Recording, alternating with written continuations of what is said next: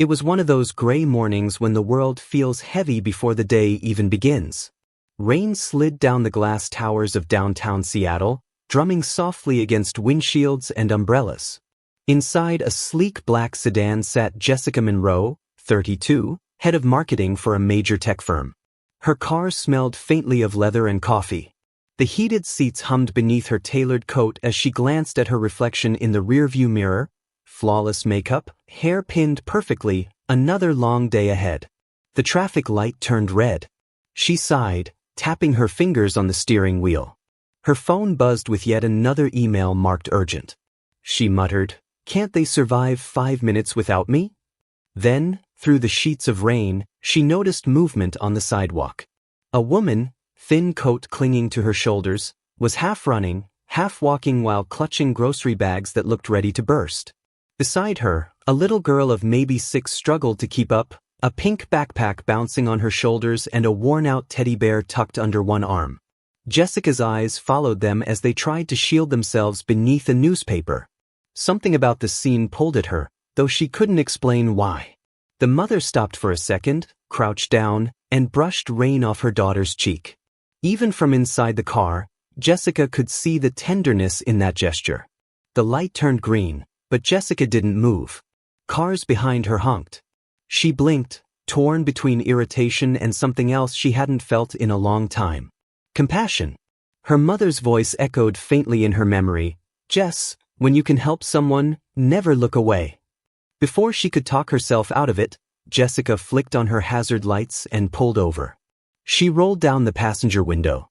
"Hey, do you need a ride?" she called out, raising her voice above the rain. The woman hesitated, tightening her grip on the little girl's hand. "Oh, no, that's okay. We'll manage."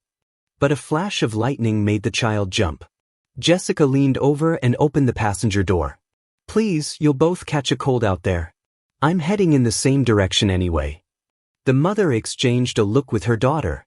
Finally, she nodded. "Oh, thank you. I'm Clara. And this is Lila." "Nice to meet you, Clara. Hop in."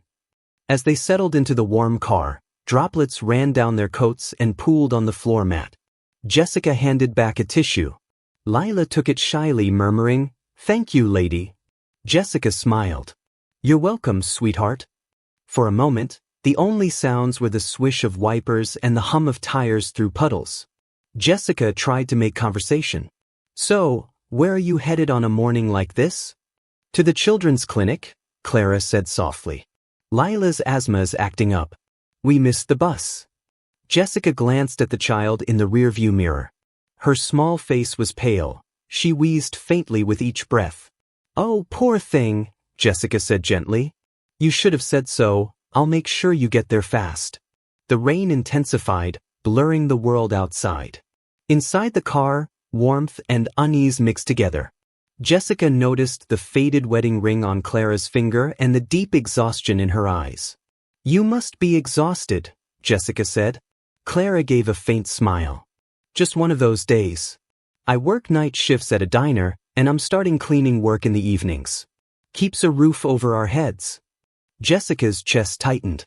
She'd spent years climbing the corporate ladder, buying designer suits and luxury apartments, but she hadn't thought about the nights her own mom used to come home from double shifts smelling of coffee and detergent. Jessica gripped the steering wheel. "That's a lot." "You're strong." Clara shrugged. "We do what we have to for our kids." Those simple words pierced Jessica in a place she didn't know was still tender. When they reached the clinic parking lot, Clara began unbuckling Lila. "Thank you for the ride," she said, smiling politely. "You really saved us today." Jessica nodded, but as she watched them hurry through the rain, a strange feeling washed over her. Something about that woman and her little girl felt familiar. Not in their faces, but in the way they held on to each other. She told herself to drive away. But she didn't. Instead, she sat there, engine idling, staring through the windshield as they disappeared inside the building. And just as she reached for the gear shift, she paused. Something inside her whispered, "Don't leave yet." What would Jessica find if she followed that voice? Would this small act of kindness awaken something she thought she'd buried long ago? Jessica sat in her car for a long moment before finally stepping out into the rain. She told herself it was silly, she had meetings to attend, deadlines waiting, but her heart tugged her toward that clinic door. Something about Clara and Lila's quiet struggle wouldn't leave her alone. Inside, the air was thick with antiseptic and the soft murmur of parents comforting their children. Jessica scanned the small waiting room and found them sitting in the corner. Lila was nestled against her mother's arm, her little chest rising and falling with faint wheezes. Jessica hesitated. She wasn't sure what she was even doing here. But before she could decide to leave, Clara noticed her and smiled, tired, but warm. "You didn't have to wait," she said. Jessica smiled faintly. "I know. I just wanted to make sure you both got in safely." They talked quietly as Lila played with her teddy bear, pretending he was the doctor checking her lungs. "You've got quite the imagination," Jessica said, smiling. "She gets that from her dad," Clara murmured, then quickly looked away. Jessica caught the shift in her tone. "He's not around?" Clara shook her head. "No. It's just us now. He left when things got hard. But that's okay. We've made it this far." There was no bitterness in her voice, just acceptance, and a kind of quiet pride that came from surviving more than most people ever should. Jessica found herself strangely moved. She thought of her own father, who had walked out when she was 9, leaving her mom to raise her alone. She'd watched her mother break her back at 2 jobs, skipping meals so Jessica could eat. Back then, Jessica swore she'd make enough money so that struggle would never touch her again. And she had. But in the process, she'd built walls so high that nothing, not love, not empathy, could climb over them.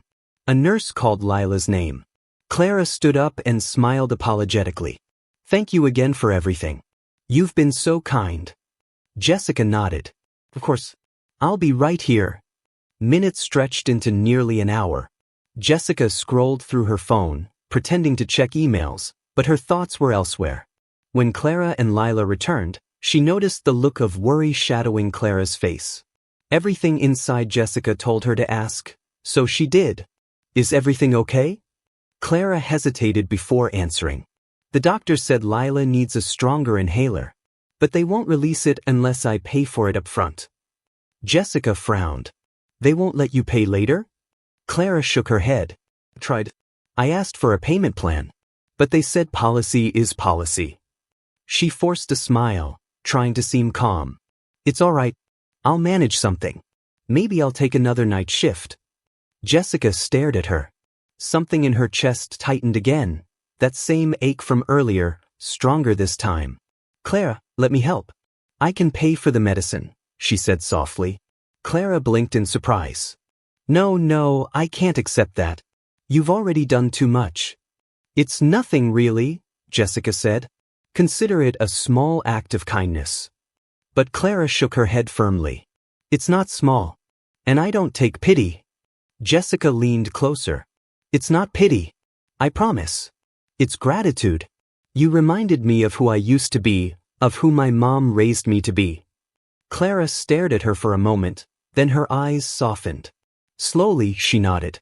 "All right, but only if you let me pay you back someday." Jessica smiled through the tears forming in her eyes. "Deal."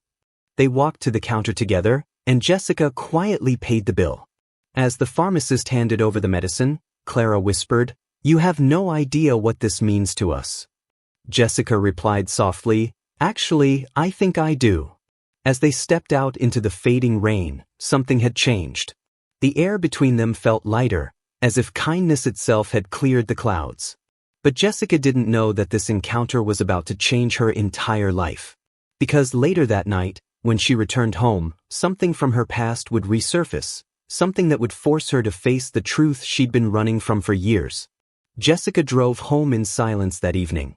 The wipers squeaked rhythmically, but her thoughts were louder. Every detail of Clara and Lila lingered. The sound of the little girl's wheeze, Clara's steady courage, and those words, "We do what we have to for our kids."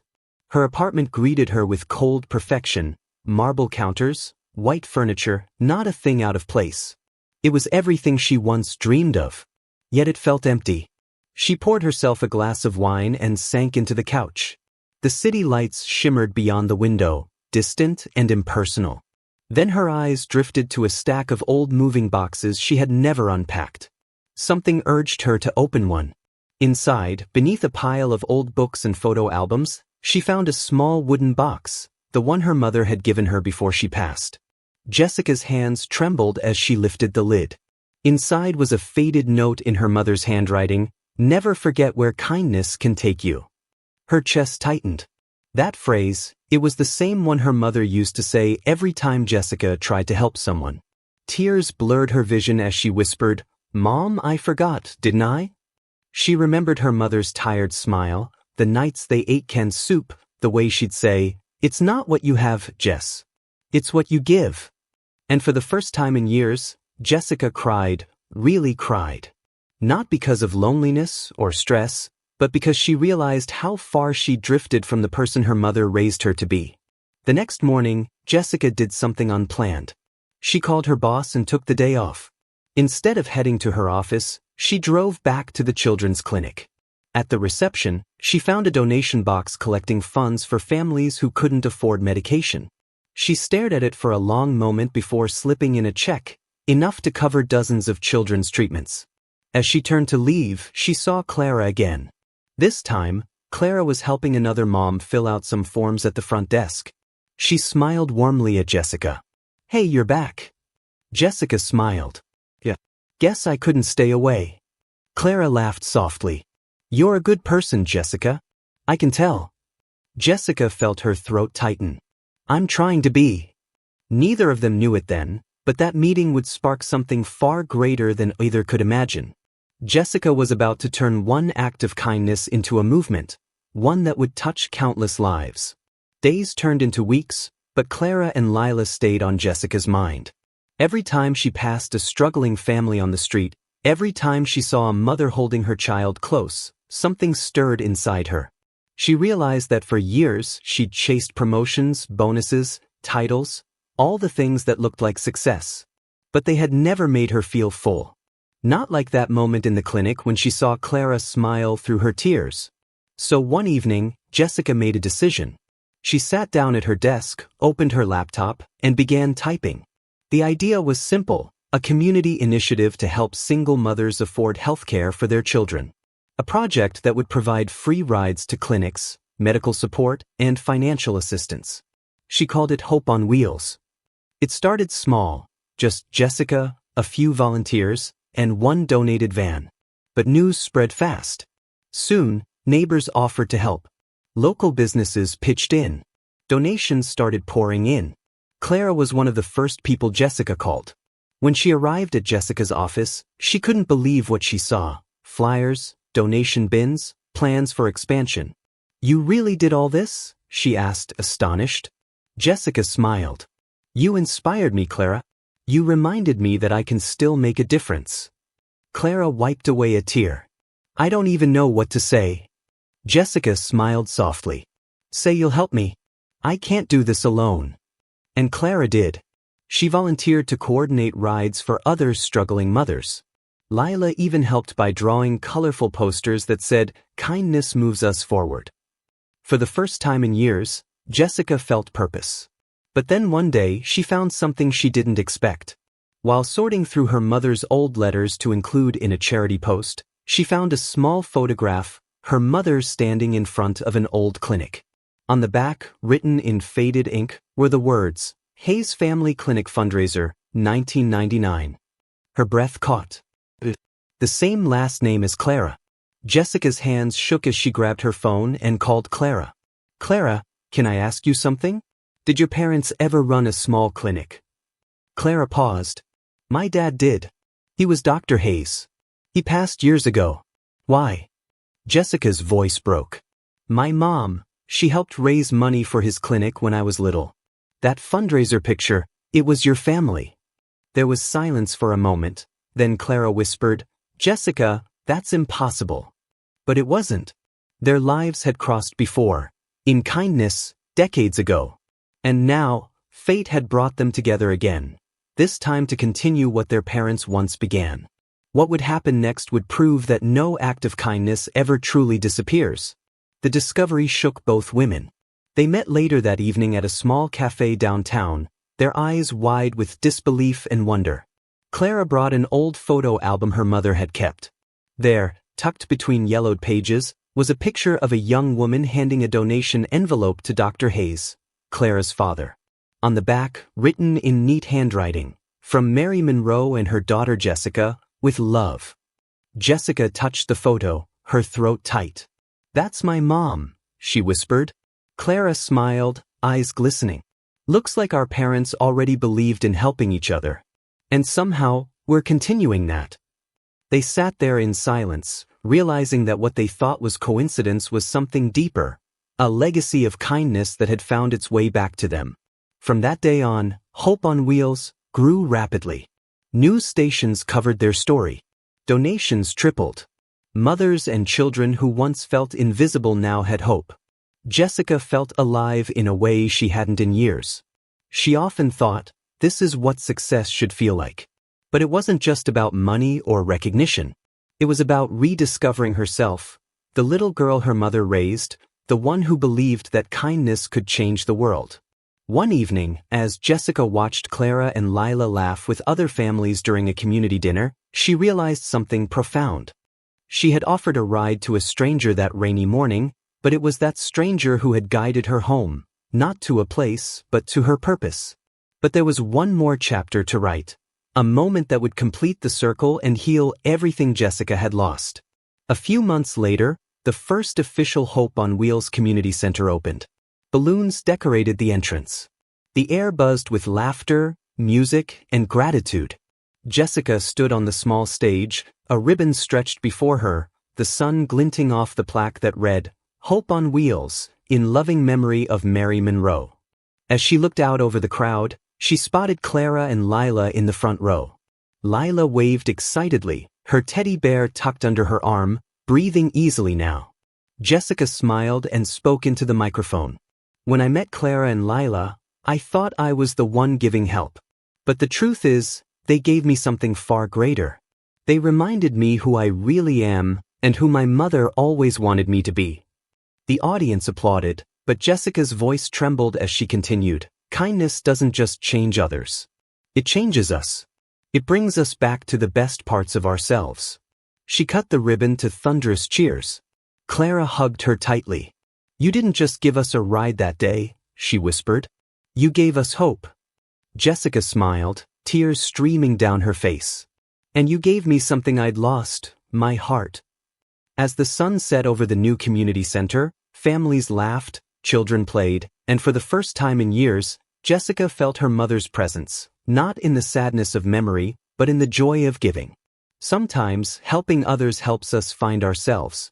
And when kindness drives us, we all find our way home. True success isn't what we earn, it's who we become through kindness. If this story touched your heart, don't just scroll away.